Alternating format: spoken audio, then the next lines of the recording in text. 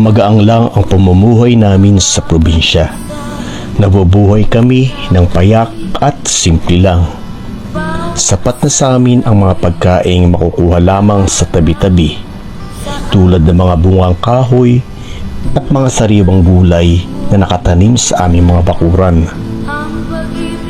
Pagsasaka at pangingisda naman ang pangunahing hanap buhay dito.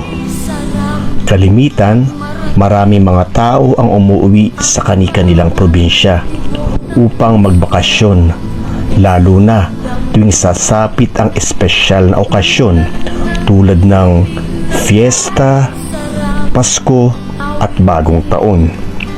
Sa probinsya, may sariwang hangin na malalanghap. Maaari ka ring magtampisaw sa malinis at malamig na batis.